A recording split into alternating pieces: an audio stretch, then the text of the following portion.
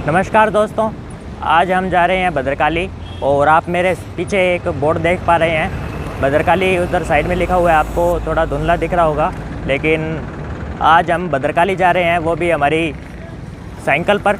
और कोई भी मेरा दोस्त मेरे साथ नहीं है क्योंकि सभी को कोई काम हो गया है, इसलिए आज हम अकेले ही चलेंगे। तो चलिए हम शुरू करते हैं। वामन पुराण व ब्रह्मा पुराण आदि ग्रंथों में कुरुक्षेत्र के संदर्भ में 4 कूपों का वर्णन आता है, जिसमें चंद्रकूप, विष्णुकूप, रुद्रकूप व देवी कूप है। श्री देवी कूप भद्रकाली शक्तिपीठ का इतिहास दक्ष कुमारी सती से जुड़ा हुआ है। शिव पुराण में इसका वर्णन मिलता है।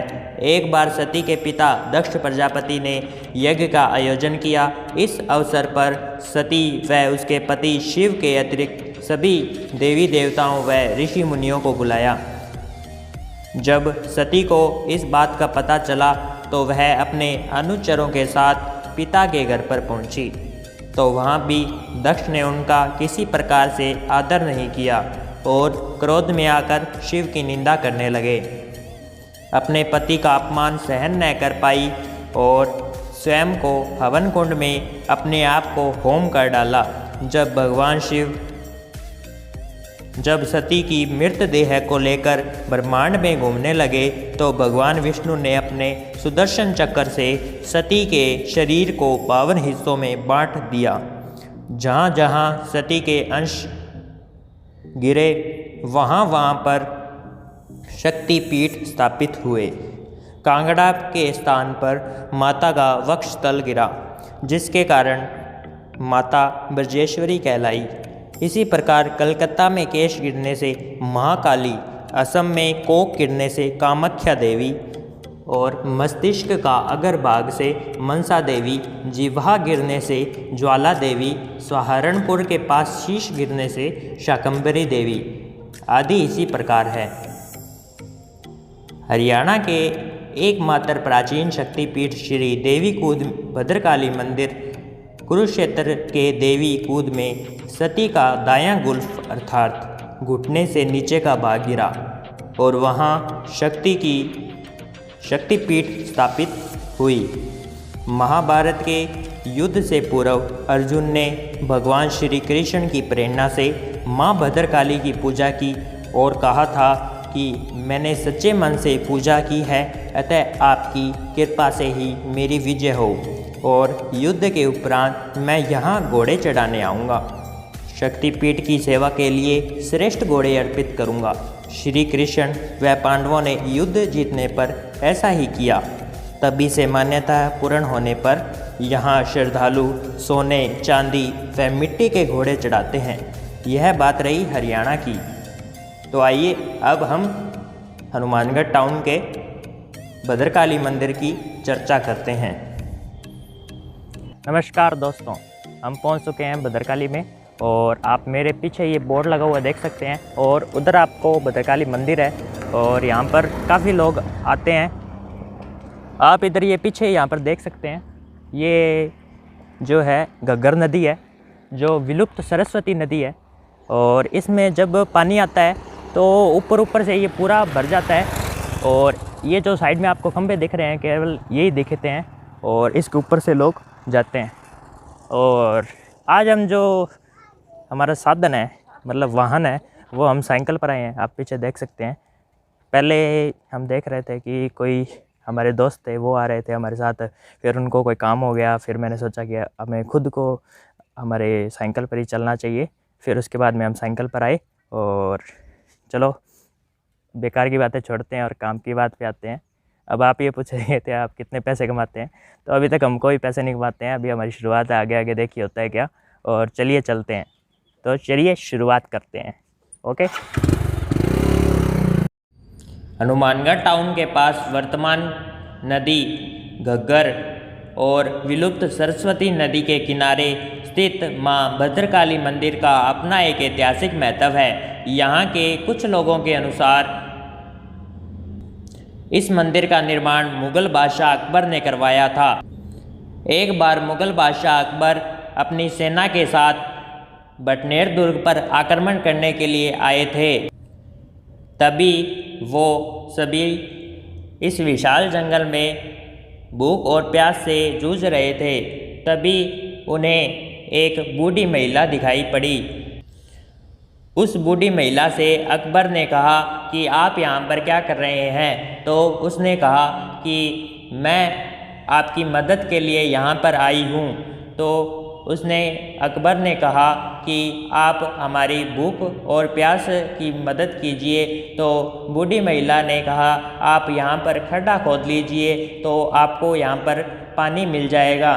तो अकबर ने अपने सैनिकों से कहा कि यहाँ पर खड्डा खोदें। तो उन्होंने सभी ने खड्डा खोदा और उनकी प्यास मिटाई गई। फिर अकबर ने कहा कि यहाँ पर हमें कुछ खाने के लिए भी उपलब्ध करवाया जा सकता है।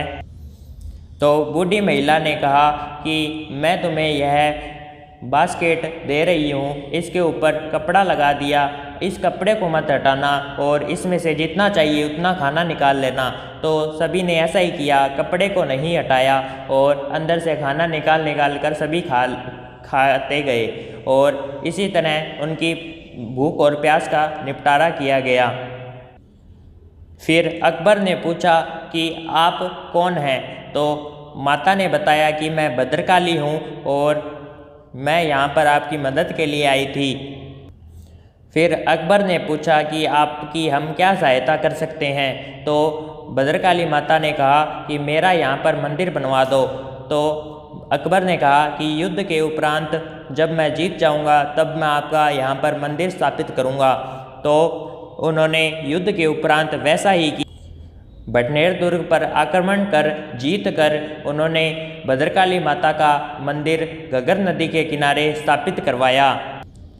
फिर कुछ सालों के बाद बीकानेर के राजा गंगा सिंह ने इस मंदिर का पुनर्निर्माण शुरू करवाया और इस मंदिर के मुख्य पुजारी के अनुसार मूर्ति के पीछे लगी मूर्ति वह मूर्ति है जिसे मुगल शासक ने निर्माण के बाद मंदिर में स्थापित करवाया था। माँ भद्रकाली के इस मंदिर पर प्रतिवर्ष बड़ा मेला लगता है और इसमें दूर दराज के राज्यों से श्रद्धालु माथा टेकने के लिए आते हैं। मुगल शैली से निर्मित इस मूर्ति व मंदिर की व्यवस्था की जिम्मेदारी देवस्थान विभाग की है और विभाग को इस मंदिर से लाखों रुपयों की आय होती है। मुगल शैली से निर्मित यह मंदिर संभवतः उत्तर भारत का एकमात्र मंदिर है। यहाँ आने वाले श्रद्धालुओं का कहना है कि माता की इस प्राचीन मंदिर में भक्तों की सभी मनोकामनाएं पूर्ण होती हैं। विलुप्त सरस्वती नदी व वर्तमान की घग्गर नदी के किनारे स्थित मां भद्रकाली के इस मंदिर में दूर दराज के राज्यों के श्रद्धालुओं तक की विशेष आस्था है और साल भर तक श्रद्धालुओं का आना जाना लगा रहता है। नवरात्रों में हनुमानगढ़ जिले में पल्लू के मां बरमाणी मंदिर और भद्रकाली का यह मंदिर आकर्षण का केंद्र रहता है। मैं प्रेम रतन पारिक, नगर परिषद से सेवानिवृत्त लाइट इंस्पेक्टर, वर्तमान में श्री सनातन धर्म महाविद्यालय का प्रधान हूँ और महाविद्यालय से मैं 40 सालों से जुड़ा हुआ हूँ। भद्रकाली में भी हम 40 सालों से सेवा दे रहे हैं, 50 सालों से सेवा दे रहे हैं। जब भद्रकाली में सन 1984 में मूर्ति खंडित हुई थी तो मैं वहाँ का प्रत्यक्षदर्शी हूँ। मूर्ति खंडित हुई उस समय रामनवमी के दिन, तारीख तो मेरे विशेष याद नहीं है, वर्ष 1984 का दिन था जब मूर्ति खंडित हुई। शाम के समय एकदम से विस्फोट हुआ और मूर्ति बिल्कुल पीछे सर गई और ऊपर घासन नीचे गिर गया था। उसके बाद श्री सनातन धर्म महाविद्यालय ने ही जन सहयोग से वह मूर्ति नई जयपुर से बनवाकर वहाँ स्थापना की थी। पुराने वाली मूर्ति को उसके पीछे लगवा दिया गया था। नमस्कार दोस्तों, अब हम मंदिर से बाहर आ गए हैं। यहाँ पर कुछ लोग घूमने के लिए आए हुए हैं। आप यहाँ पर देख सकते हैं, धोख मारने के लिए आए हुए हैं और हम इनसे कुछ पूछते हैं। जी आप कहाँ से हो जी? हनुमानगढ़ से। और आप यहाँ पर कब से आ रहे हो जी? हमें यहाँ पे आते 35-40 साल हो गए। और यहाँ की क्या मान्यता है, आप ये कुछ बता सकते हैं? हमारे मन में जो भी मन की कामनाएं माता हर पूजा कामना को पूर्ण करती है। हाँ जी। और आप कहाँ से हो जी? हनुमानगढ़ टाउन से। हाँ जी। तो आप यहाँ पर कितने सालों से आ रहे हैं, हम आपसे पूछना चाहेंगे? हो गए 8-9 साल के करीब हो गए। जी धन्यवाद। अब ये जो मंदिर है आपके सामने, यह बाबा गोरखनाथ का मंदिर है। तो चलिए हम इसके अंदर चलते हैं।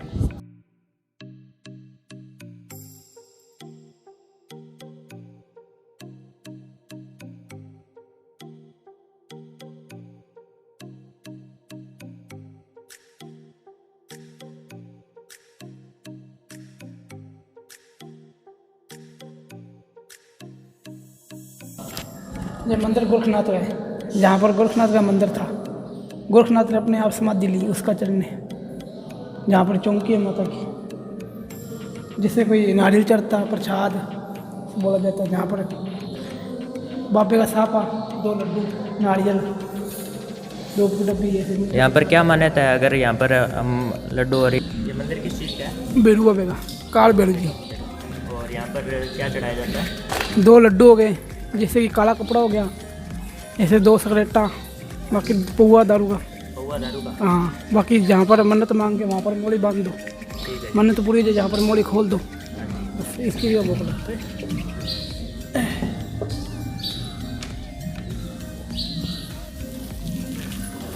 तो दोस्तों आज की वीडियो के लिए बस इतना ही। और अब हम आपको ये हनुमान जी का मंदिर के बारे में बताते हैं। भद्रकाली में आते समय और जाते समय दोनों टाइम ये जो सामने आपको मंदिर दिख रहा है ये आता है, ये हनुमान जी का मंदिर है। आते समय और जाते समय दोनों टाइम जो हनुमान जी की धोख लगती है, आपको इस मंदिर के दर्शन भी करा देते हैं।